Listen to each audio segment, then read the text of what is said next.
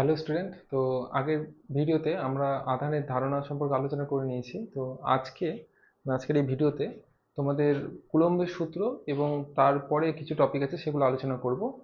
এবং এটা ধরে নাও স্থির তড়িতের সেকেন্ড চ্যাপ্টার। ঠিক আছে? তো আজকের চ্যাপ্টারের টপিক হবে বিশেষ করে প্রথম যে ভিডিওটা হয়েছে ওই ভিডিওতে আধানের সম্পর্কে আলোচনা বলতে আধান কি, তার একক, মাত্রা এবং কোয়ান্টায়ন, ওর উপর কি কোশ্চেন হতে পারে সেটা আলোচনা হয়ে গেছে। তো ওই ভিডিওটা দেখে নিয়ে তারপর তোমরা এই ভিডিওটা দেখবে। এবং ব্যাপারটা হচ্ছে যে যা যা আমি বোর্ডে বোঝাবো সেগুলো তো তোমরা লিখবে খাতায় ভালো করে, আর আমি ধীরে ধীরেই বলবো। ঠিকঠাক শুনলে তোমাদের কমপ্লিট হয়ে যাবে। ঠিক আছে? তো দেখো, আমি যেটা বললাম, আজকে আমাদের টপিক শুরু হবে কুলম্বের সূত্র দিয়ে, অর্থাৎ স্থির তড়িতের সেকেন্ড চ্যাপ্টার। এবং তার মধ্যে টপিক হচ্ছে কুলম্বের সূত্র। আমরা স্থির তড়িৎ পড়ছি, প্রথম ভিডিওতে আমি আলোচনা করেছিলাম স্থির তড়িৎ, চলতড়িৎ, এরকম ভাবে অনেকগুলো টপিকই আছে। তো আজকে আমাদের টপিক হচ্ছে কুলম্বের সূত্র।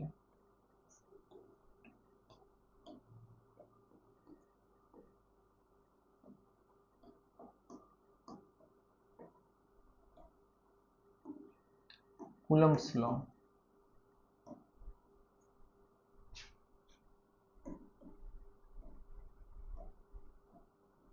এটা কুলম্বের সূত্র, হ্যাঁ। আর একটা আছে কুলম্বের উপপাদ্য, সেটা পরে আছে।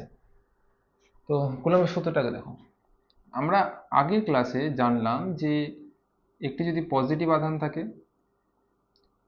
তার পাশে যদি আরও একটি পজিটিভ আধান থাকে, ধরো এটা Q1, এটা Q2, তো এদের মধ্যে একটা বিকর্ষণ বল কাজ করে। ঠিক আছে? আবার যদি এদের পাশে যদি একটা নেগেটিভ আধান থাকে, ধরো Q3, -Q3, তাহলে প্লাস আর মাইনাস মধ্যে আকর্ষণ বল কাজ করবে। এবার কোশ্চেনটা হচ্ছে যে এদের মধ্যে যে বিকর্ষণ বা আকর্ষণ বলটা কাজ করবে, সেই বলের মান কত হবে এবং সেই বলটা কোন কোন বিষয়ের উপর নির্ভর করবে, এই বিষয়গুলোকে জোর দিতে হবে। এবং সেগুলো আমরা জানবোই কুলম্বের সূত্র থেকে। তাহলে আমরা একটা দেখো এভাবে ছবি আঁকাচ্ছি। ধরো এখানে একটি বিন্দু আধান আছে Q1। আমি প্লাস মাইনাস কোনো সিম্বল এখানে উল্লেখ করছি না, এটা প্লাসও হতে পারে মাইনাসও হতে পারে। এই আধান থেকে আর দূরত্বে আরেকটি বিন্দু আধান আছে Q2, ওটাও প্লাস মাইনাস হতে পারে। দুটাই যদি প্লাস হয় তাহলে বিকর্ষণ, দুটাই মাইনাস হলে বিকর্ষণ, বা যদি অপোজিট নেচার হয়, একটা প্লাস একটা মাইনাস, আকর্ষণ।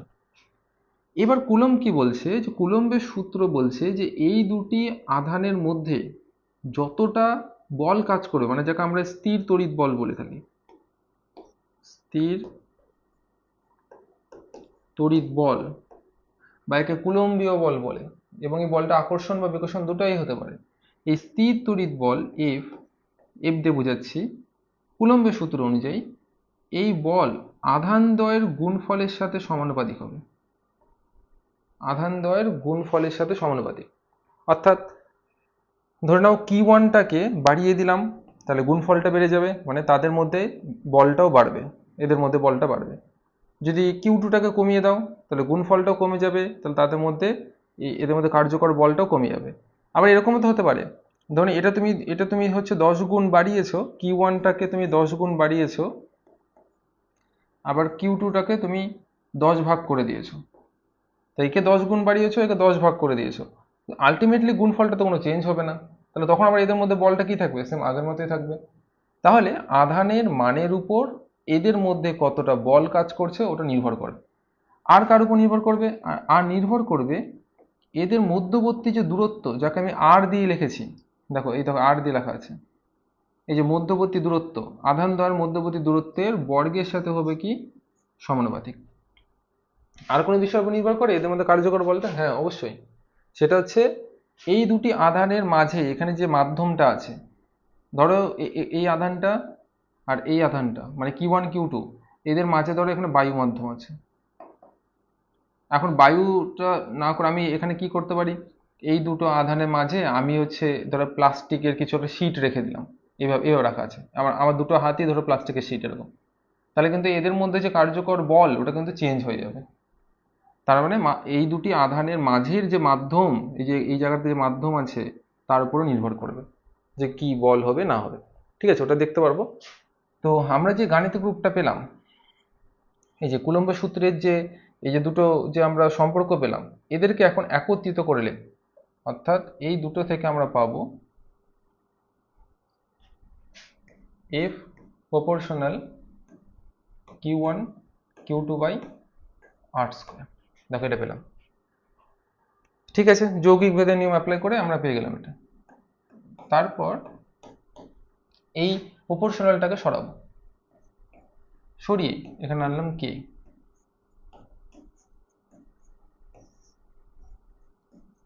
এই যে দেখো আমরা যেটা পেলাম, ওই কে সম্পর্কে আমি আসবো, দাঁড়াও আগে এটা বুঝো। দেখো আমরা কি পেলাম, এফ সমান সমান K Q1 Q2 by R square. এইটি হচ্ছে এই দুটি আধান Q1 Q2 আধানের মধ্যে কতটা বল কাজ করছে সেই বলের মানটা বের করার ফর্মুলা, বা বলতে পারো কুলম্বের সূত্রের গাণিতিক রূপ। এখান থেকে কিন্তু বলের শুধু মান জানতে পারো, মান, এখনো দিক নিয়ে কথা বলিনি। তাহলে এই দুটি আধানের মধ্যে কতটা বল কাজ করছে সেই বলের মান বের করার এটা ফর্মুলা বলতে পারো, অথবা বলতে পারো কুলম্বের সূত্রের গাণিতিক রূপ।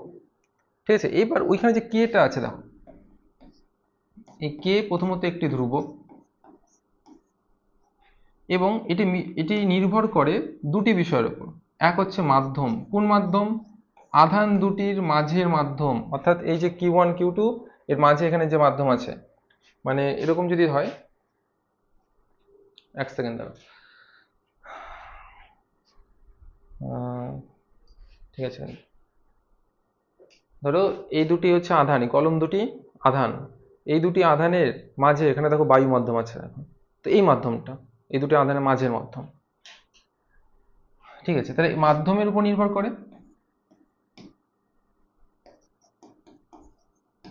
ও একক পদ্ধতি মানে এসআই আর সিজিএস, এই যে এখানে আমরা যে এই বলটাকে যখন লিখবো, বলটা আমরা এসআই তে প্রকাশ করব না সিজিএস এ প্রকাশ করব, সেই একক পদ্ধতির উপর। একক পদ্ধতি এসআই ও সিজিএস, অন্য একক পদ্ধতি হলে হবে, কিন্তু আমরা এটা বেশি ইউজ করে থাকি। মাধ্যমের উপর ও একক পদ্ধতির উপর নির্ভর করে এই কে এর মানটা কি হবে, এটা নির্ভর করে। তো এই গেল কুলম্বের সূত্র, কুলম্বের সূত্রের গাণিতিক রূপ, এবং সেখানে কেটা কি বললাম। এখন অনেক কিছু বাকি আছে, এটা প্রথম আগে ধরো যে এই জিনিসটাই তোমরা ক্লাস 10-এ পড়েছিলে। এবার এই কে সম্পর্কে আমরা আসি ডিটেলসে, তারপর পরে দেখবো যে কুলম্বের সূত্র কখন প্রযোজ্য কখন প্রযোজ্য না, ওগুলো জিনিস সবই দেখে নেবো। তো প্রথমে আমরা কে সম্পর্কে আসি। এক মিনিট, এই যে সমীকরণটা পেলাম একে আমরা ধরো 1 নম্বর দিয়ে দিলাম, কুলম্বের সূত্রের গাণিতিক রূপটাকে। তাহলে 1 নং সমীকরণ থেকে পাই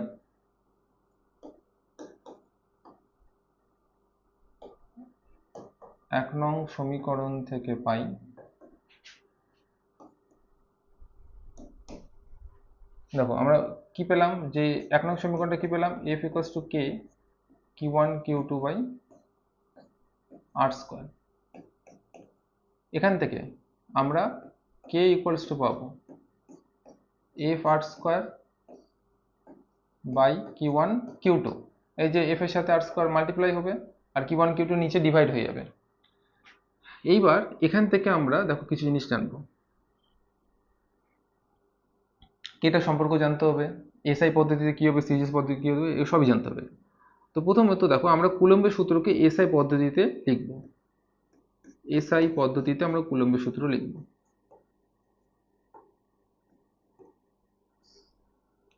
এসআই পদ্ধতিতে যখন কুলম্বের সূত্র লিখবো তখন এই কেটাকে আমরা লিখব 1/4πε0, যদি দুটি আধানের মাঝে বায়ু অথবা শূন্য মাধ্যম থাকে। শূন্য মাধ্যমটাই বেশি পারফেক্ট, বায়ুটাকেও কাছাকাছি জন্য নেওয়া হয়। তাহলে আমরা লিখতেই পারি এখানে বায়ু ও শূন্য মাধ্যমের জন্য, অর্থাৎ দুটি আধানের মাঝে যে মাধ্যমটা আছে সেটা কথা বলছি। শূন্য মাধ্যম মানে কি, যেখানে কোনো কণা টনা থাকবে না, ঠিক আছে। আর যদি অন্য মাধ্যম হয়, ধরো দুটো আধানের মাঝখানে অন্য কিছু মাধ্যম আছে, কোনো অবশ্যই কোনো কুপরিবাহী মাধ্যম, ধরো কোনো প্লাস্টিক আছে, প্লাস্টিকের কোনো লেয়ার আছে দুটো আধানের মাঝে, তাহলে সেই ক্ষেত্রে এটা হবে 1/4πε লিখবো। দেখো এখানে এখানে দেখো এপসাইলেন নট লিখেছি, এখানে দেখো শুধু এপসাইলেন, এটাকে বলবো এপসাইলেন, এটা নট, এখানে শুধু এপসাইলেন, এটা হচ্ছে অন্য মাধ্যমের জন্য, অন্য মাধ্যমের জন্য। এবার একটা কোশ্চেন স্বাভাবিক চলে আসলো যে এপসাইলেনটা কি। এই এপসাইলেনকে বলা হয়, এই এপসাইলেনকে বলা হয়, বা এপসাইলেন নট যেটাই বলো, এর নাম হচ্ছে তড়িৎ ভেদ্যতা, নাম হচ্ছে তড়িৎ ভেদ্যতা। ঠিক আছে, এর নাম কি? তড়িৎ ভেদ্যতা। এটা কার উপর নির্ভর করে? এটা মাধ্যমের উপর নির্ভর করে এর মান। এর মান মাধ্যমের উপর নির্ভর করে। ঠিক আছে, এইবার আমাকে জানতে হবে তাহলে তাহলে ব্যাপারটা কি দাঁড়ালো দেখো। আমি যদি এখন এই কে এর মানটাকে বসিয়ে দিই 1 নং সমীকরণে, তাহলে কি দাঁড়াবে দেখো। কে এর মান 1 নং সমীকরণ কিন্তু আগের স্লাইডে আছে, ওই যে এটা কোথায় গেল, ও একটা স্লাইড বেশি হয়ে গেল। আচ্ছা ঠিক আছে, কোনো ব্যাপার না। এই দেখো 1 নং সমীকরণ কে Q1 Q2 by R square. তাহলে কে এর মান 1 নং সমীকরণে বসিয়ে পাই।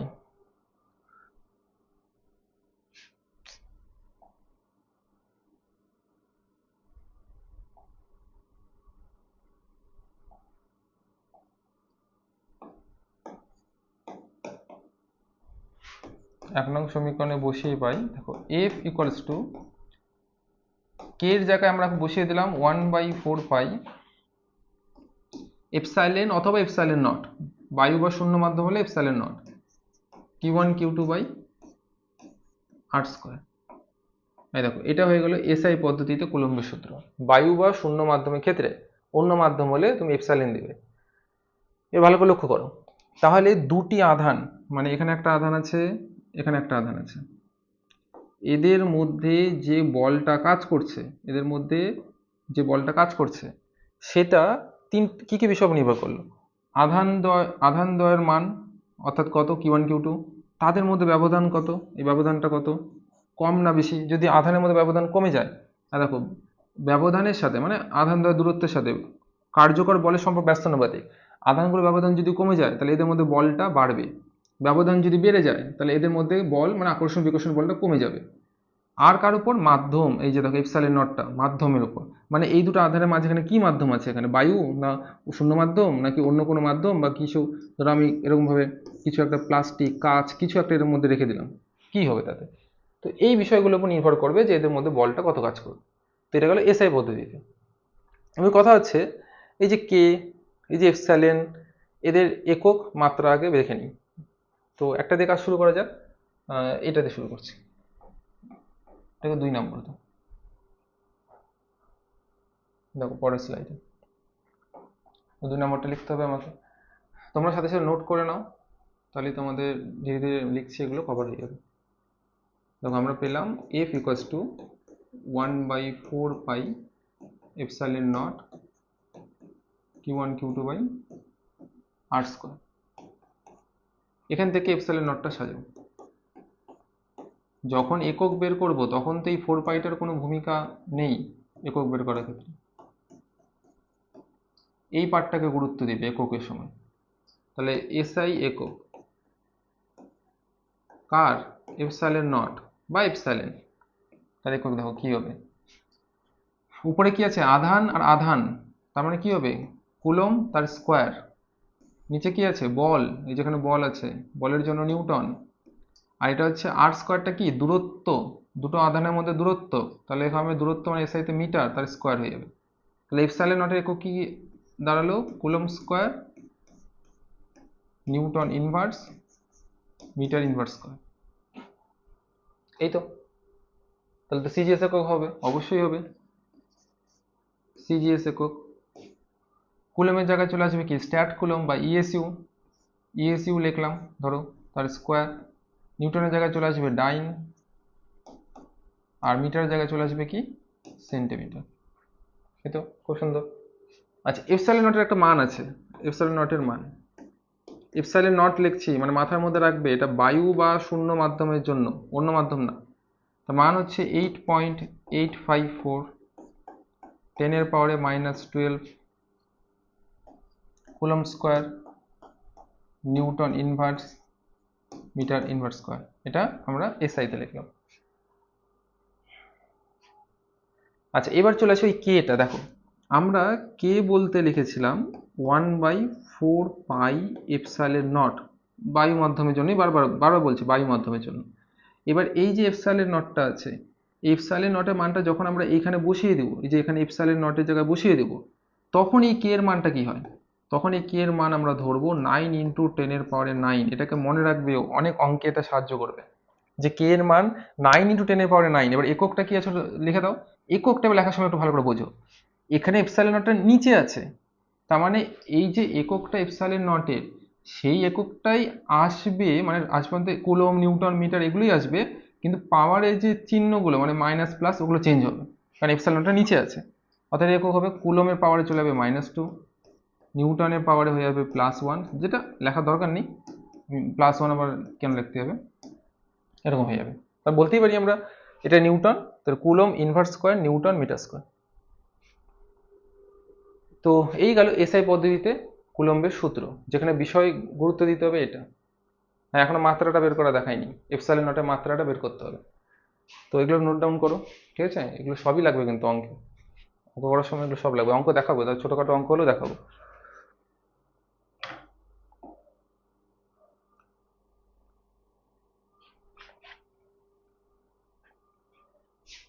হ্যাঁ, এবার দেখো পরের টপিক, মাত্রাটা। হ্যাঁ, মাত্রা বের করার আগে দাঁড়াও এক সেকেন্ড, গাণিতিক রূপটা লক্ষ্য করো।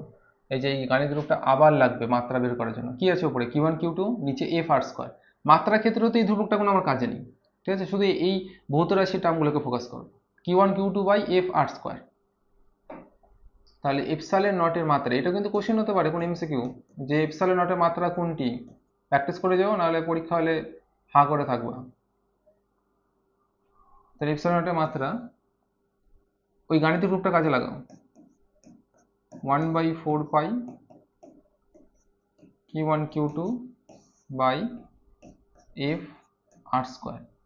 এটাকে বাদ দাও, এটাকে ফোকাস করো, এটাকে। তাহলে আধানের মাত্রা হয় আইটি। এবার যেহেতু দুটো আধান আছে, ওই জন্য একবার হোল স্কয়ার করে দাও। আর নিচে বলের জন্য কি হবে, ml t এর পাওয়ারে -2, আর সাথে এদিকে থাকছে দৈর্ঘ্য মানে l², দূরত্ব মানে দৈর্ঘ্য। তাহলে এখান থেকে আসবে m ইনভার্স l এর পাওয়ারে আসবে হচ্ছে -3, আচ্ছা, তারপর t এর পাওয়ারে হয়ে যাবে হচ্ছে 4, i এর পাওয়ারে হয়ে যাবে 2। ভেরি গুড, এই হয়ে গেল মাত্রা, এপসাইলন নটের মাত্রা। ঠিক আছে, তাহলে এখানে মাত্রা হয়ে গেল। এবার আমরা দেখব সিজিএস পদ্ধতিতে কুলম্বের সূত্র। এখানে জায়গা আছে, সিজিএস পদ্ধতিতে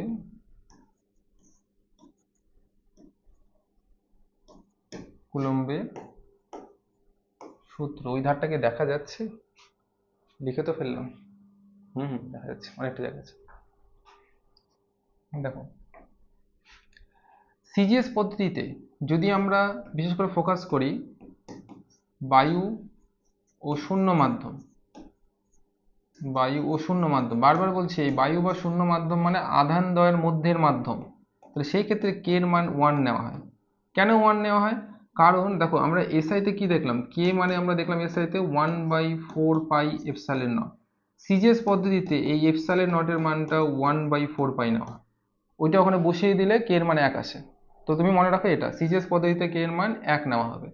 এবার 1 যখন নেওয়া হবে তখন কুলম্বের সূত্রটা কি দাঁড়াবে, কে এর জায়গায় 1 বসিয়ে দিলাম, তা থাকলো কি শুধু Q1 Q2/r²। মানে কোনো অঙ্ক না সিজিএস পদ্ধতিতে করলে খুব সুবিধা হয়। কেন সুবিধা হয়? ওখানে ওই কে এর মান 1 হয়ে যায়, আর কে এর মান 1 হয়ে গেলে ওই 9 × 10⁹ ওগুলো বসে ক্যালকুলেশন করতে হবে না, তো সুবিধা হয়। তো এটা হচ্ছে সিজিএস পদ্ধতিতে, ঠিক আছে? এটা সিজিএস পদ্ধতিতে। তো এটাকে ফটাফট লিখে নাও খাতার মধ্যে, আমি সরে যাই। আচ্ছা, তো পজ করে লিখবে। এবার তাহলে এটা আমরা কি দেখলাম, কি কি পড়লাম, একবার দেখে নাও ভালো করে কি কি পড়লাম।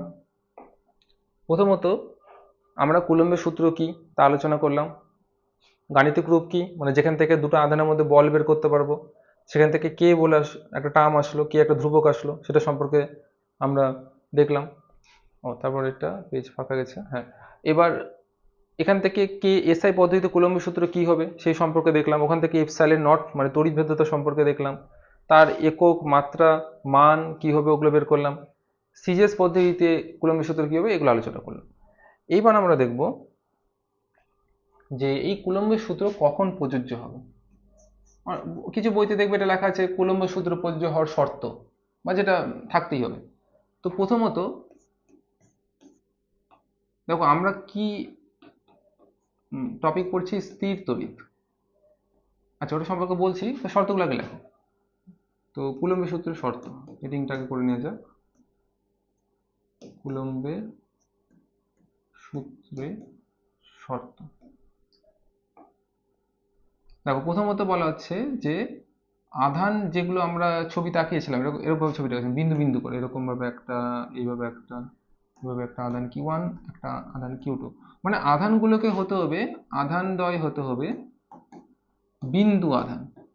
বিন্দু আধান মানে কি, ক্ষুদ্র হতে হবে, বিন্দু আধান মানে ক্ষুদ্র হতে হবে। 2 নম্বর, যদি কখনো বিস্তৃত বস্তু হয়ে যায়, মানে ধরো বিন্দু আধান হলো না, বরঞ্চ এরকম বিস্তৃত একটা বস্তু আধান এখানে এভাবে ছড়িয়ে আছে, মানে এর মধ্যে বিন্দু বিন্দু আধান আরো আছে, তখন এই বিস্তৃত বস্তুর মধ্যে যে ব্যবধানগুলো আছে, আমি সব প্লাস নিলাম, এই যে এদের মধ্যে যে ব্যবধানটা আছে, এই ব্যবধানটা, এই ব্যবধানটা অনেক বেশি হতে হবে, অর্থাৎ ব্যবধানটা এই বস্তুর আকারের তুলনায় বেশি হতে হবে।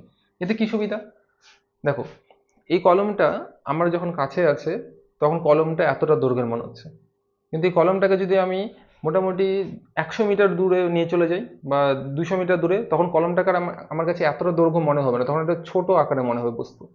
তাহলে যখন একটা বস্তু তার আকারের তুলনায় বেশি দূরত্বে চলে যায় তখন বস্তুগুলোকে ছোট দেখায়, মানে বিন্দু আকৃতি দেখায়।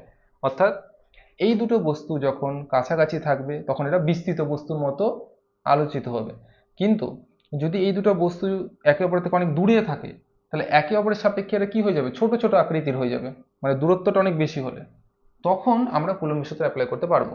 তাহলে আমরা লিখবো বিস্তৃত বস্তুর ক্ষেত্রে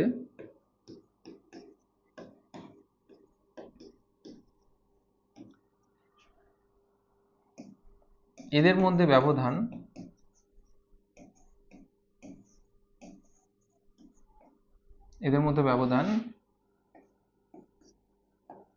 বস্তুর আকারের তুলনায়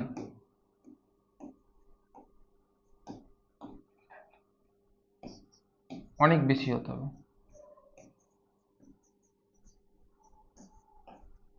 অনেক বেশি বেশি হতে হবে। আচ্ছা 3 নম্বর পয়েন্ট দেখো, 3 নম্বর পয়েন্টে বলা হচ্ছে যে এই আধানগুলো যে আছে, ধরো এখানে Q1, এখানে Q2, এদের মধ্যে যে ব্যবধান আর, সেই ব্যবধানটার মান যেন 10⁻⁻15 মিটার, অর্থাৎ যেটাকে আমরা বলি নিউক্লিয় দূরত্ব, অর্থাৎ আমরা ভাবতে পারি যে নিউক্লিয়াসের ভিতরে ধরুন একটা প্রোটন আর একটা প্রোটন কত ব্যবধানে আছে, তার থেকে কম দূরত্ব যেন না হয়, মানে আর এর মানটা যেন এর থেকে লেস দেন না হয়। এর বেশি হলে, মানে এই দুটো আধানের মধ্যে ব্যবধান 10⁻⁻15 মিটারের বেশি হলে তবে গিয়ে এখানে কুলম্ব সূত্র অ্যাপ্লিকেবল হবে। এর থেকে যদি কম হয়ে যায় তাহলে কুলম্ব সূত্র কিন্তু কার্যকর হবে না এখানে।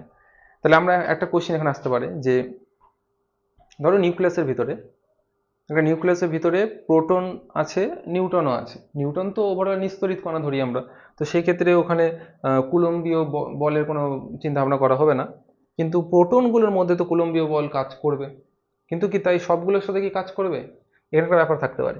দেখা গেলো এটা একটা নিউক্লিয়াস, ধরো নিউক্লিয়াস, এখানে একটা প্রোটন আছে, এখানে একটা প্রোটন আছে, আর একটা প্রোটন এখানে আছে, এই দুটো প্রোটনের মধ্যে ব্যবধান যেটা, সেটা 10⁻⁻15 মিটারের থেকে কম আছে, তাহলে কিন্তু এখানে মানে কুলম্বীয় বল বা তড়িৎ বল কার্যকর হবে না। কিন্তু এদের মধ্যে যে ব্যবধানটা, এই প্রোটনগুলো একটু দূরে দূরে আছে, ধরো এদের মধ্যে ব্যবধানটা গিয়ে দাঁড়ালো 10⁻⁻15 মিটারের থেকে বেশি, হ্যাঁ তাহলে এদের মধ্যে হচ্ছে কাজ করবে কুলম্বীয় বল। তো এই 3টা শর্ত যদি ফুলফিল হয় তবে কুলম্ব সূত্র প্রযোজ্য হবে। আচ্ছা আরো একটা কথা, ধরো এটা একটা আধান, এই কলমটা, দাঁড়াও একটু অন্য কিছু, হ্যাঁ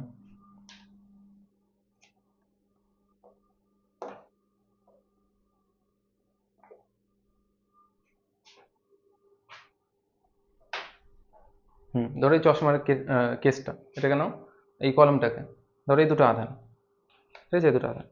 এবার এরা এরা দেখো, তুমি চ্যাপ্টারে কি পড়ছো, স্থির তড়িৎ, মানে এখানে আধানগুলি স্থির আছে। এবার আধানগুলি স্থির থাকা মানে কি বোঝায়? এরা তো এইভাবে থাকতে পারে না, এইভাবে। আর দেখো এরা একে অপরের সাপেক্ষে স্থির, এরা এরা একে অপরের কাছেও আসছে না, দূরেও যাচ্ছে না, দেখো একে অপরের সাপেক্ষে স্থির। তার মানে ওখানে স্থির থাকা মানে একে অপরের সাপেক্ষে স্থির থাকতে হবে, তবে গিয়ে কুলম্ব সূত্র প্রযোজ্য হবে। যদি আধানগুলো এরকম করে কাছে আসে, দূরে যায়, এবং বেগটা যদি কম বেশি হয়, মানে একটা আপেক্ষিক বেগ যদি থাকে, তাহলে কিন্তু কুলম্ব সূত্র অ্যাপ্লিকেবল হবে না। ঠিক আছে, তো এটাকে নোট ডাউন করে নাও। এটা পরে আমরা দেখব কুলম্বের সূত্রের ভেক্টর রূপ, এবং নিউটনের তৃতীয় গতিসূত্র ফলো করে কুলম্বের সূত্র, সেটা আমরা দেখব।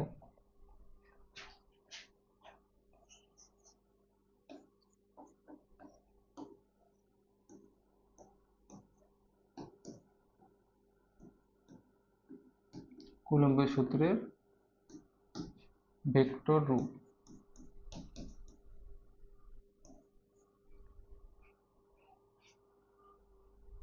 দেখো, নিশ্চয় সহজভাবে বোঝো।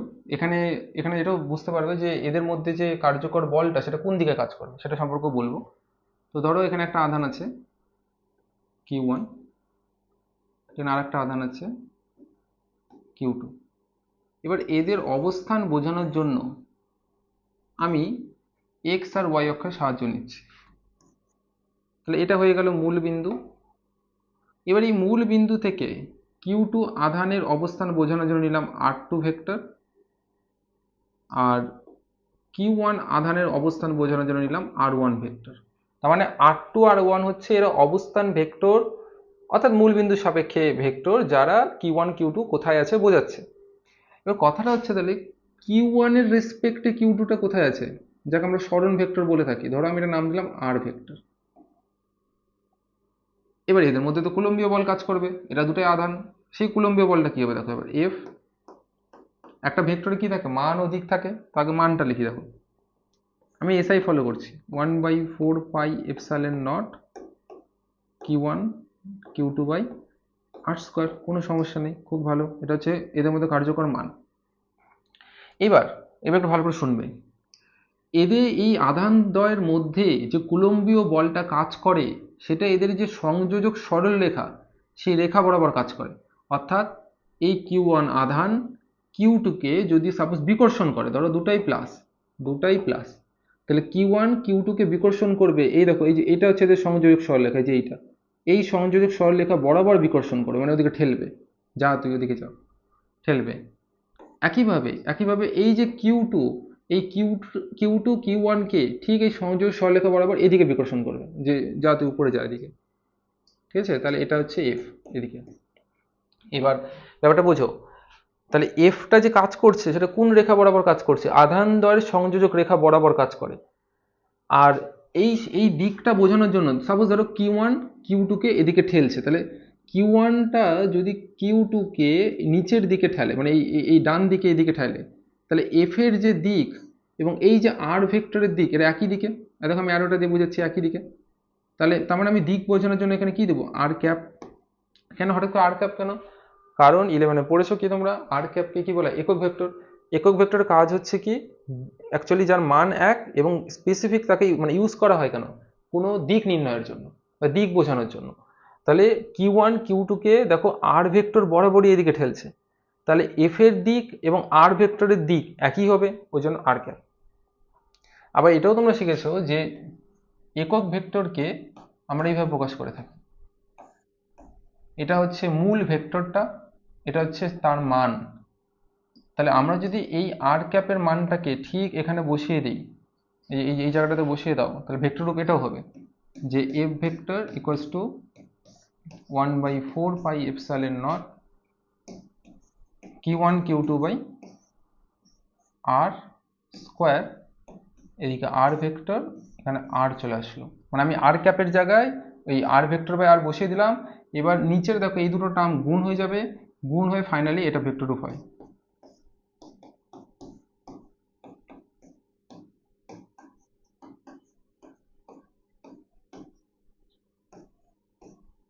দেখো এটা ভেক্টর, মানে এটা তো ভেক্টর রূপ অবশ্যই, এটাও ভেক্টর রূপ, এটা তো কোনো ভুল নেই, কিন্তু এটাও ভেক্টর রূপ।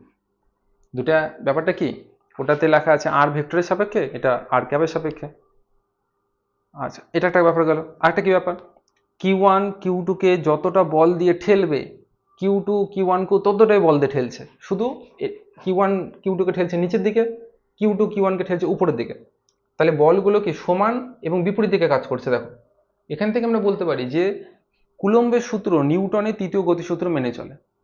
কারণ নিউটনের তৃতীয় গতিসূত্র কি ছিল, যে ক্রিয়া ও প্রতিক্রিয়া সমান ও বিপরীত হবে। তো Q1 Q2 কে ঠেলছে, এটাকে তুমি ক্রিয়া ধরো, আবার Q2 Q1 কেও ঠেলছে উপরের দিকে, ওটাকে প্রতিক্রিয়া ধরো। তাহলে এটা বিপরীত এবং সমান, তাহলে নিউটনের তৃতীয় গতিসূত্র মেনে চলে। তো আমরা এটা লিখবো,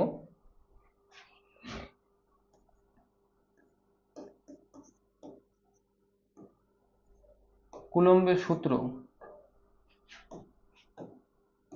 আজকে কুলম্বের সূত্র সম্পূর্ণ আলোচনা করে আর উপরিপাতের নীতি আলোচনা করব। নেক্সট ক্লাসে দেখবে তোমাদের আর পড়াবো তড়িৎ ক্ষেত্র, দ্বিমেরু, এগুলো পড়াবো। কুলম্বের সূত্র নিউটনের তৃতীয় গতিসূত্র মেনে চলে। ঠিক আছে। আচ্ছা, এবার এই যে আমরা কুলম্বীয় বলটা পেলাম, মানে দুটো আধানের মধ্যে যে আকর্ষণ বিকর্ষণ বল, তার কি বৈশিষ্ট্য হবে, কিছু বৈশিষ্ট্য তার দেখে নিই। যে হ্যাঁ, এরকম এরকম হয় কুলম্বীয় বলের বৈশিষ্ট্য। কুলম্বীয় বলের বৈশিষ্ট্য,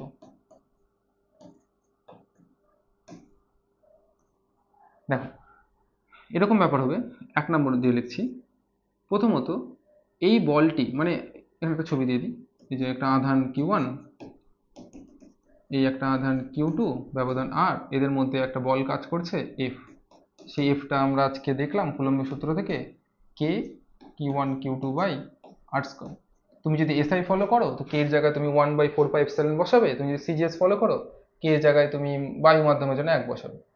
তো এই যে বলটা কাজ করছে, এই বল এফ আধান দ্বয়ের মাধ্যমের উপর নির্ভর করে। প্রথম কথা, আধান দ্বয়ের মাধ্যমের উপর নির্ভর করে, ঠিক আছে। সেকেন্ড, এই বলটা সংযোজক সরলরেখা বরাবর কাজ করে, মানে Q1 Q2 কে এই রেখা বরাবরই বল প্রয়োগ করবে এদিকে, Q2 Q1 কে এদিকে বল প্রয়োগ করবে যদি বিকর্ষণ হয়, মানে আমি বাইরের দিকে অ্যারোগুলো দিয়েছি বিকর্ষণের জন্য। তাহলে এফটা আধান দ্বয়ের সংযোজক সরলরেখা বরাবর কাজ করে। 3 নম্বর, এই বলটা আকর্ষণ বিকর্ষণ দুটাই হতে পারে, ওটা আমি লিখছি না, ওটা ঠিক আছে, মাধ্যম গেল, এটা গেল। আচ্ছা, একটা পয়েন্ট এটা লিখতে পারো যে নিউটনের তৃতীয় গতিসূত্রটা তো মেনশন করে দিলাম। হ্যাঁ, একটা কথা মনে আসলো, দেখো এই যে এটাকে স্থির তড়িৎ বল বলে বা কুলম্বীয় বল, এইভাবে দেখো আমি বোঝাচ্ছি, তোমরা লেখো এইভাবে যে মহাকর্ষীয় বল, যেটা তোমরা 11-এ পড়েছো, যে বস্তুর ভরের জন্য যে বলটা বস্তুর মধ্যে কাজ করে, মহাকর্ষীয় বল কুলম্বীয় বলের থেকে দুর্বল প্রকৃতির, মানে লেস দেন দিলাম, কুলম্বীয় বল লেস দেন নিউক্লিয় বল। তার মানে কি দাঁড়াচ্ছে, নিউক্লিয় বলটা একটা শক্তিশালী বল, তার থেকে দুর্বল প্রকৃতি কুলম্বীয় বল, তার থেকে দুর্বল হচ্ছে মহাকর্ষীয় বল, ঠিক আছে। তো এগুলোই বিষয়, আধানের ব্যাপার ট্যাপার এগুলো কুলম্বের সূত্র, কুলম্বীয় বলের বৈশিষ্ট্য। তো এটাকে লিখে নাও।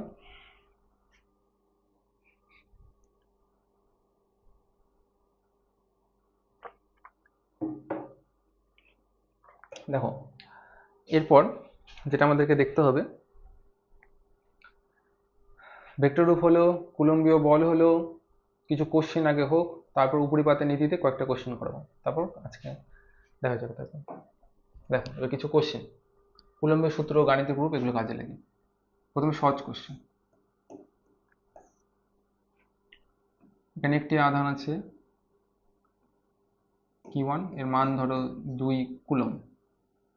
এর থেকে 2 মিটার দূরে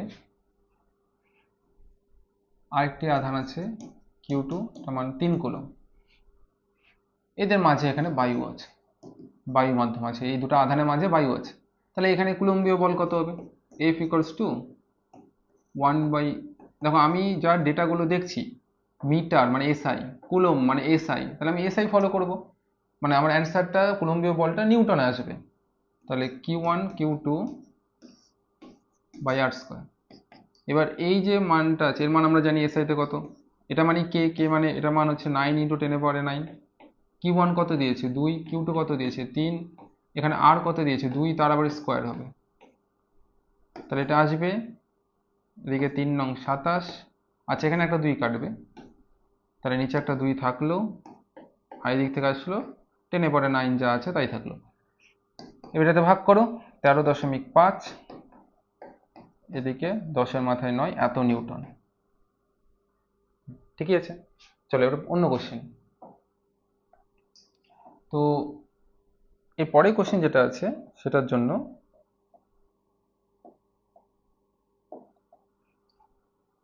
কোশ্চেন নাম্বার 2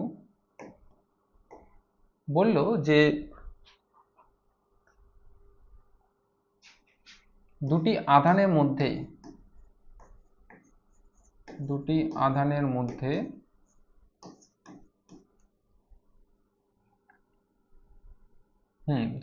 মধ্যে ব্যবধান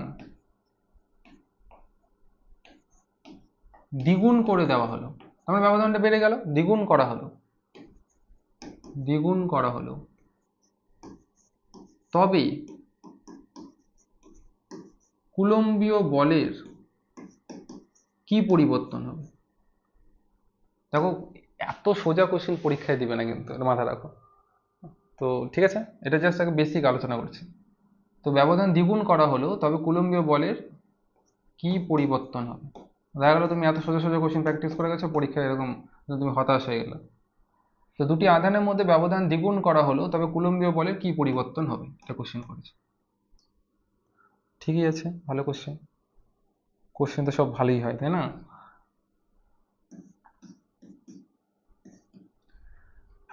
ঠিক আছে, তাহলে ব্যবধানটা দ্বিগুণ করা আছে, দেখো তার মানে আধানের মানের কোনো পরিবর্তন হয়নি। আমাদের যদি কুলম্বীয় বল বের করতে হয় তো ফর্মুলা কি শিখেছি, কে Q1 Q2 by R square. এখানে ভালো করে জোর দাও, দেখো আধান দ্বয়ের মানের পরিবর্তনের কথা বলেনি, দুটো আধানের মধ্যে যে মাধ্যম তারও পরিবর্তনের কথা বলেনি, শুধু বলেছে ব্যবধান। তাহলে আমাকে এই এফ এর সাথে আর এর সম্পর্কে ফোকাস করতে হবে, অর্থাৎ এফ প্রপোর্শনাল কি হবে R স্কোয়ার। এইবার এইটার যদি, ঠিক আছে, মানে আমাকে দুটো কেস নিতে হবে, একটা প্রাথমিক কেস, একটা অন্তিম কেস। অন্তিম কেসটা কি, যেখানে ব্যবধানটা কি হয়ে গেছে, ব্যবধানটা দ্বিগুণ হয়ে গেছে। দাঁড়াও এটাকে একটু ছোট করি।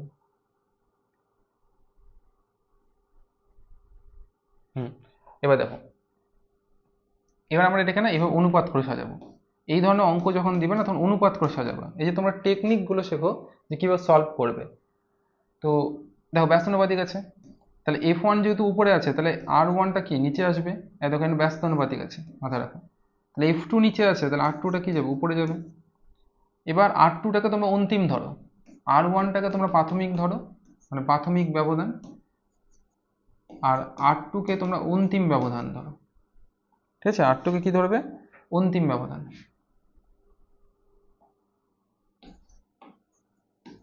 অন্তিম ব্যবধান, তাহলে কোশ্চেন অনুযায়ী কি হবে, ব্যবধানটা কি হয়ে গেছে, ব্যবধানটা দ্বিগুণ করা হয়েছে, তাহলে দ্বিগুণ যদি করা হয় তাহলে R2 কি হবে, 2R1 হবে। সেই মানটাকে এখানে বসিয়ে দেবো।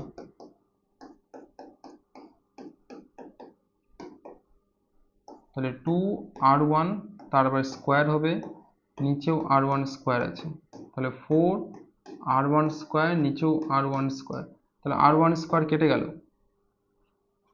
তাহলে R1 স্কোয়ার যদি কেটে যায় তাহলে 4 থাকলো, তাহলে F2টা কি হয়ে যাবে, F2টা হয়ে যাবে F1/4। অর্থাৎ এখান থেকে কি শিখলাম, যে ব্যবধান যখন দ্বিগুণ করে দেওয়া হলো তখন আধান দ্বয়ের মধ্যে যে কার্যকর বল সেটা আগের বলের 1/4 ভাগ, মানে কমে গেল, 1/4 ভাগ হলো। এরকম কোশ্চেন হতে পারে। আচ্ছা চলো আরেকটা কোশ্চেন দেখি পরের স্লাইডে। Question number 3। আচ্ছা এবার কোশ্চেনটা আমরা এইভাবে দেখব। ধর এখানে একটা আধান আছে, আধানটার মান বললো হচ্ছে Q1 দিলাম এবং এর মান ধরো বললো 4 কুলম্ব। এর থেকে কিছু দূরে এই জায়গাটাতে না একটা আধান আছে, সেটা বললো ধরো ওটা 4 নিয়েছি, তাহলে এটা 8 নিই, 8 কুলম্ব। তোমাকে এদের মধ্যে ব্যবধানটাও দিয়ে দিল, এই দুটো আধানের মধ্যে ব্যবধান বলে দিল হচ্ছে ধরো ওটা 4 এটা 8, তাহলে এটা 12 নিব। এগুলো সব মান মন থেকে নিচ্ছি, যা মাথায় আসে মানগুলো আমি বসাচ্ছি। 12 মিটার এর মধ্যে ব্যবধান, একটু বেশিই হয়ে গেছে 12 মিটার। ঠিক আছে, এইবার কোশ্চেনটা করলো যে এদের মাঝে কোথায় আরেকটি আধান রাখলে সেই আধানটি কোনো বল অনুভব করবে না। অর্থাৎ আমি বলছি ধরো এখানে একটা আধান রাখলাম, সাপোজ একটা জায়গা ধরলাম, ধরো এখানে ধরলাম, এখানে একটা আধান Q3 আছে। বলেছে আধানটাকে যখন এখানে রাখবো এই আধানটা কোনো বল অনুভব করবে না। তার মানে কি বোঝাতে চাইছি বল অনুভব করবে না মানে কি, যে Q2 ধরো এটাও প্লাস, সব প্লাস, এখানে সব প্লাস, এটাও প্লাস, এটাও প্লাস, তাহলে Q2 Q3 কে ঠেলবে, কোন দিকে ঠেলবে, এদিকে ঠেলবে। Q2 Q3 কে ঠেলছে এদিকে, ধরো সেই বলটা হচ্ছে F2, তাহলে Q1 Q3 কে ঠেলবে, বিকর্ষণ তো Q1 Q, সরি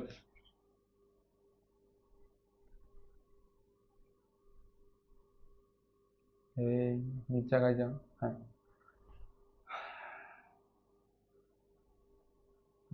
এত ছোট হয়ে গেছে, ঠিক আছে।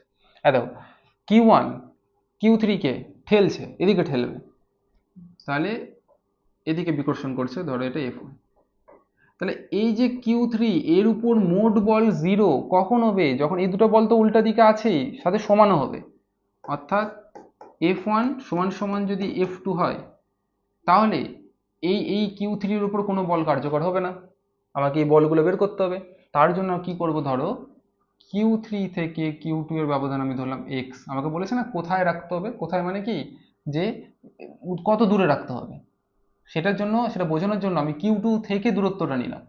তাহলে Q1 থেকে দূরত্বটা কত হবে, টোটালটা 12, সে 12 থেকে x বাদ যাবে, কারণ এতটুকু x, তো বাকি রিমেনিং এটা করো 12 মাইনাস x হবে। অবশ্যই এগুলো মিটারে হবে, কারণ দেখো এককটা মিটার আছে। তাহলে এবার এবার বলের মানে কুলম্বীয় বলের ফর্মুলা অ্যাপ্লাই করবো, তাহলে অঙ্কটা সলভ হয়ে যাবে। চলো চেক করি। কুলম্বের সূত্রের ফর্মুলা কি ছিল, basic formula K Q1 Q2 by R square. এখানে কেটা অত ইম্পর্টেন্ট না, কারণ সমান আছে, কে বোথ সাইডে ক্যান্সেল হবে। তো প্রথমে F1টা কাদের মধ্যে বল, F1টা হচ্ছে Q1 আর Q3, তাহলে আমি কি লিখবো, Q1 Q3 বাই, এখানে দূরত্ব ভালো করে দেখো, Q1 থেকে Q3 এদের মধ্যে যে দূরত্ব সেটা 12 মাইনাস এক্স, অর্থাৎ 12 মাইনাস এক্স, তার আবার স্কোয়ার হয়ে যাবে। F2 মানে কি, Q2 আর Q3 এর মধ্যে বল, সেটা কত, F2 সেটা আছে, তাহলে কে Q2 Q3, এটা হবে এক্স স্কোয়ার। দেখো কে ক্যান্সেল হবে, Q3 ক্যান্সেল হবে, এগুলো ক্যান্সেল করো। ক্যান্সেল করার পর Q1 এর মান কত, Q1 কই, Q1 হচ্ছে 4, বসিয়ে দাও, 12 মাইনাস এক্স তার হোল স্কোয়ার। হ্যাঁ এবার এবার একটু ভালো বুদ্ধি আসলো, যে আমরা যদি Q2টাকে 8টাকে সরাই 9 করি, তাহলে দেখো সুবিধা হবে কিরকম। এটা হচ্ছে বোর্ড ইউজ করার একটা সুবিধা, যখন ইচ্ছা মুছে দিলাম, ঠিক করে নিলাম। হ্যাঁ দেখো এটাকে আমি 9 কুলম করে দিলাম, তাহলে Q2টা এবার বসাবো 9। কেন করলাম বুঝবে এখন, দেখো দেখো এটা 4 ওটা 9, ঠিক আছে। এইবার এই ধরনের ম্যাথ যখন থাকবে না, তখন এই হোল স্কোয়ারটাকে ভাঙবে না কিন্তু, মানে বলতে চাইছি এটা তো a minus B whole square আছে, তার formula a square minus 2ab plus B square, ওগুলো করতে যাবে না, আমাদের ম্যাথটাকে তাড়াতাড়ি করতে হবে। তো ওই জন্য আমরা কি করব, বোথ সাইডে না এই স্কোয়ারগুলোকে উঠিয়ে দেবো, মানে উঠিয়ে দেবো মানে আমরা কি করে দিই, রুট করে দিই।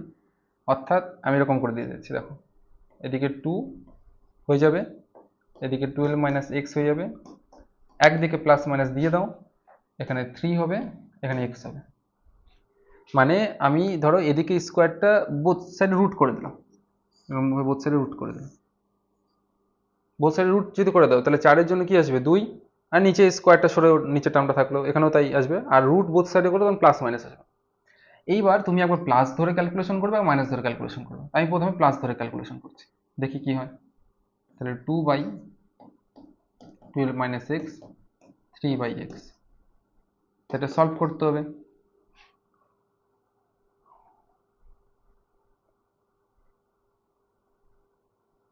তাহলে সলভ করবো, দেখো তাহলে কি আসবে 2x 36 মাইনাস 3x, তাহলে আসছে 5x 36/5। ও সরি সরি, 5টা তো দেখে আমি পারি করিনি। হ্যাঁ, তাহলে আসলে 5x 36, তাহলে x ইকুয়ালস টু 36/5। তাহলে ক্যালকুলেশন করতে হবে 7.2 মিটার। তাহলে এটা প্লাস ধরে কত পেলাম 7.2। তার মানে কথার মিনিং কি, যে এই যে দেখো এই যে দেখো এই যে কিউ টু থেকে, এই কিউ টু থেকে 7.2 মিটার দূরে, এই যে এখানে এখানে আধানটাকে রাখলে, মানে এটা হচ্ছে 7.2, যদি আমি প্লাস ধরে যখন দেখছেন 7.2 মিটার দূরে এই জায়গাটাতে আধান রাখলে সেই আধানটার উপর কোনো বল অনুভব করবে না, যেহেতু দুদিকের বলটা ক্যান্সেল হয়ে যাচ্ছে। এবার মাইনাসটা ধরে দেখি কি হয়, এখন তো একটা কাজ বাকি আছে। দেখো মাইনাসটা ধরে কি হবে, 2/12 মাইনাস এক্স মাইনাস 3/x, তাহলে এখানে আসবে এদিকে মাইনাস 2x 36 মাইনাস 3x, তাহলে x ইকুয়ালস টু 36। এই ব্যাপারটা কি হচ্ছে দেখো, x এর যে ভ্যালুটা বের হলো 36 মিটার, এতে ব্যাপারটা কি দাঁড়াচ্ছে যে এক্সটা 36 মিটার দূরে, মানে কি এই আধান থেকে 36 মিটার দূরে, মানে এদিকে বাইরে, এদিকেও আধানটা রাখলে হয় বলছে শূন্য হবে। কিন্তু আমাদের ক্ষেত্রে দেখছি যে এই কোশ্চেনটাতে দেখছি যে আধান, এই কিউ3 আধানকে এদের মাঝে রাখলে তবেই এই বল দুটা কি হবে, বিপরীত দিকে হবে। এই যে এফ টু আর এফ1টা উল্টা দিকে হচ্ছে, পর ক্যান্সেল করবে। বাইরে কোথাও রাখলে কেন হবে না, দেখো একটা উদাহরণ দিয়ে বুঝাচ্ছি। ধরো কিউ3টা প্লাস, তাহলে এই যে কিউ টুটা কিউ3কে এদিকে ঠেলবে, এই যে কিউ1 সেও তো ওদিকেই ঠেলবে। এবার একই দিকে যখন দুটো বল ঠেলে, মানে দুটো বল থাকবে, তাহলে এর পরস্পরকে ক্যান্সেল করবে কিভাবে, করতে পারবে না তো। ওই জন্য বাইরে নিব না, ভিতরে যেটা অ্যান্সার সেটা নিব। সেটা কত 7.2, তাহলে 7.2টা অ্যান্সার আমাদের।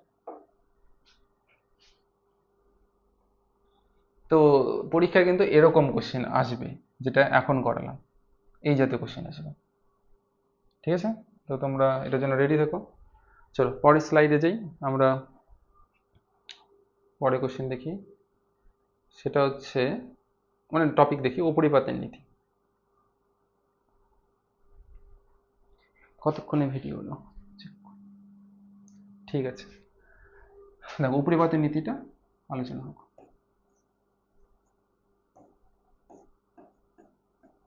উপরিপাতের নীতি কাকে বলে বা কি নীতিটা, সেটা তো আর কোশ্চেন হবে না, কিন্তু এই নীতি দিয়ে কিছু মানে ম্যাথ কোশ্চেন জাতীয় হবে, সেগুলোকে দেখতে হবে। তো উপরিপাতের নীতি দেখো সহজভাবে বুঝবে, আমি উদাহরণ দিয়ে বোঝানোর চেষ্টা করব।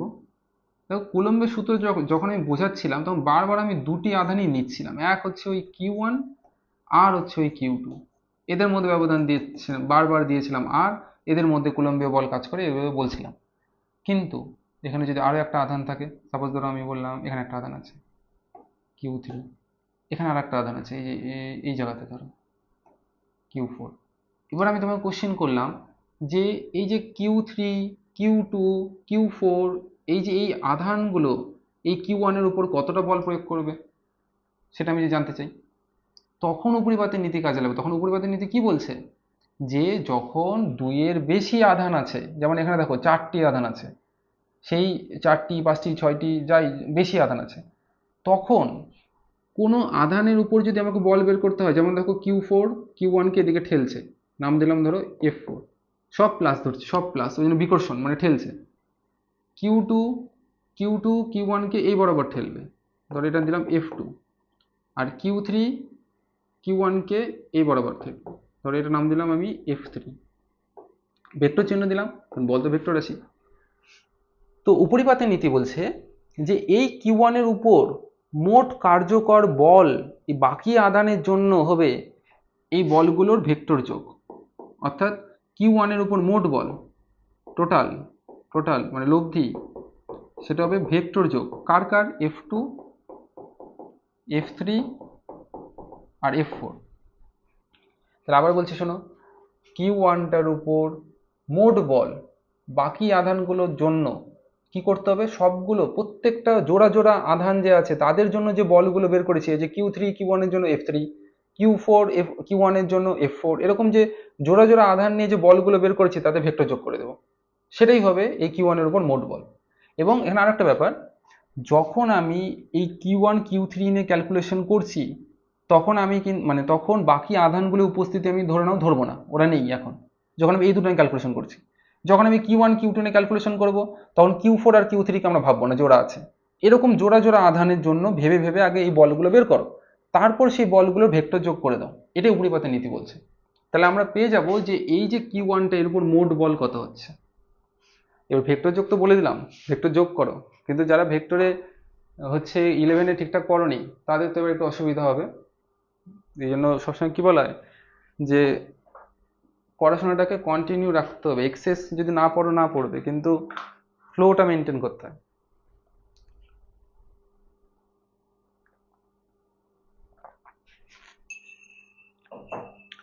দেখো এই উপরিপাতের নীতির উপর কোশ্চিন কি হবে ওটাকে ফোকাস করে, তাহলে জিনিসটা ক্লিয়ার হবে। এখানে তো জায়গা, পরে স্লাইডে যাই। দেখো একটা কোশ্চিন দেখো, তাহলে কনসেপ্টটা ক্লিয়ার হবে। ধরো একটা সমবাহু ত্রিভুজ আছে, বললো একটা সমবাহু ত্রিভুজ, এই ত্রিভুজের তিনটি শীর্ষবিন্দুতে তিনটি আধান আছে, এখানে Q1, এখানে Q2, এখানে Q3। আমি সবগুলো আধানের মান এখানে আমি 1 কুলম্ব করেই ধরলাম, মানে Q1 Q2 Q3 সব প্লাস এবং 1 কুলম্ব। এবং এই যে সমবাহু ত্রিভুজ এদের বাহুর দৈর্ঘ্য আমি নিলাম 1 মিটার করে। এরকম ডেটা কেন নিচ্ছি, যদি ক্যালকুলেশনটা তাড়াতাড়ি এবং সহজে হয় ওই জন্য এরকম ডেটা নিই। তাহলে প্রত্যেকটা বাহুর দৈর্ঘ্য 1 মিটার, প্রত্যেকটা আধানের মান 1 কুলম্ব। তোমাকে কোশ্চিন করলো এই Q2 এর উপর মোট বল কত হবে, অর্থাৎ Q1টা প্লাস, Q2টা প্লাস, Q3টা প্লাস, তাহলে Q1 Q2 কে এদিকে ঠেলবে, ধরো নাম দিলাম আমি হচ্ছে এটা F1। একইভাবে Q3, এই যে Q3, এই Q3 Q2 কে এই যে সংযোজক রেখা, এই যে সংযোজক রেখা বরাবর এইদিকে ঠেলবে, মানে Q3 Q2 কে এদিকে ঠেলছে সংযোজক রেখা বরাবর, সেটা কি হবে F3। এবার কোশ্চেন তো এটাই যে এই যে উপরের যে Q1 আর এই যে এখানে যে Q3, এই Q1 Q3 এই Q2 এর উপর মোট কত বল দেবে, এটা কোশ্চেন। এই মোট বলটা বের করার জন্য তাহলে আমাকে F1 F3 বের করতে হবে আগে, তাদের তারপর লব্ধি করতে হবে, লব্ধি। সেই লব্ধিটাই হবে এর উপর মোট বল, ধরলাম আমি লব্ধিটা এটা F হচ্ছে লব্ধি, কাদের লব্ধি, F1 F3 এর লব্ধি, এই লব্ধিটা বের করতে হবে। কিন্তু এই লব্ধি বের করার ফর্মুলা কি, দুটো ভেক্টরের লব্ধি বের করার জন্য কি ফর্মুলা ছিল, c equals to √a square plus b square plus 2ab cos theta, এরকম ভাবেই 11-এ পড়েছিলে, a square plus b square plus 2ab cos theta. এটা হচ্ছে দুটি ভেক্টর লব্ধির মান বের করার ফর্মুলা, ওটাই অ্যাপ্লাই হবে এখানে। তাহলে এখানে ফর্মুলা কি হবে, f1 স্কোয়ার, ওখানে যেটা ab এখানে সেটা f1 f2, 2 f1 f2। এবার থিটাটা কি ছিল, থিটাটা ছিল এই যে এইখানে যে থিটাটা ছিল কি, ab এর মধ্যবর্তী কোণ, এইখানে দেখো থিটাটা কত হবে, এই কোণটা কত 60 ডিগ্রি, সমবাহু ত্রিভুজ, তাহলে এখানকার এই কোণটা কত হবে, এটা 60 ডিগ্রি হবে, তাহলে লিখবো cos 60। ঠিক আছে, মান বসাবো, কিন্তু আগে f1 f3 তো বের করি, ওটাকে ওই সাইডে করছি। দেখো প্রথমে f1টা বের করি। একটা মজার বিষয় এখানে যে f1 f3 দুটারই মান সেম হবে। কেন সেম হবে, কারণ আমি সবগুলো আধানও সেম নিয়েছি, সবগুলো ব্যবধানও সেম নিয়েছি, মানে এটাও তো 1 মিটার, ও আচ্ছা লিখেছি এখানে 1 মিটার। দেখো তাহলে f1টা কি হবে, এখানে মিটার কুলম আছে, তাহলে এ সাইডে করতে হবে, অর্থাৎ K Q1 Q2 by r square formula, K এর মান পরে বসাবে, আগে বসানোর কোনো দরকার নেই, এটা কেই থাক, কে এর মান 9 × 10⁻৯ SI তে পরে বসানো যাবে। Q1 Q2 দুটাই তো 1, তাহলে উপরে 1 হয়ে গেল, নিচে যে দূরত্ব সেটাও 1, তাহলে 1 স্কোয়ার মানে কি আসবে F3 যেটা, অর্থাৎ F3টা কি জিনিস, Q3 আর Q2 এর মধ্যে বল, তাহলে কে Q3 Q2 by R square, তাহলে এটাও হবে উপরে 1 আর নিচেও 1, তাহলে কে। তাহলে এখান থেকে কি শিখলাম যে F1 F3 দুটাই এখানে সেম হচ্ছে, অন্য অঙ্কে সেম নাও হতে পারে।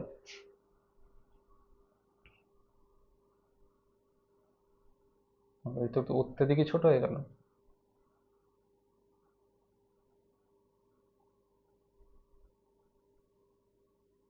এবার তো ঠিক আছে।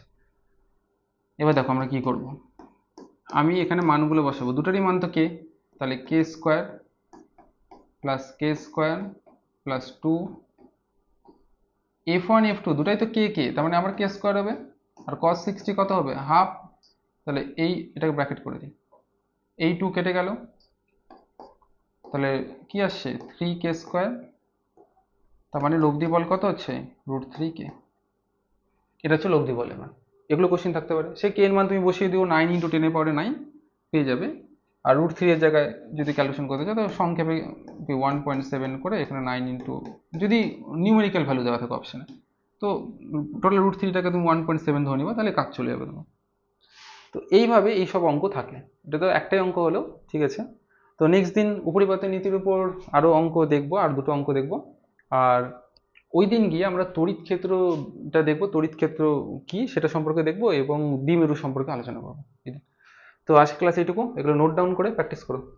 আর যে বই ফলো করো, যদি তোমরা তোমার ছায়ার বই ফলো করো, ছায়া করো, সাতটা যে কোনো রাইটার বই ফলো করো, বইটাকে ভালো করে পুরোটা দেখো, ওর উদাহরণ অঙ্কগুলো দেখবো, বেশি ফোকাস করো কোশ্চেন। বইতে আজকাল প্রচুর এমসিকিউ আছে, কোশ্চেন থিওরিটা পড়ে নাও, পড়ে নিয়ে কোশ্চেনে ফোকাস করো বেশি করে, যদি নাম্বার তুলতে হয়। ঠিক আছে।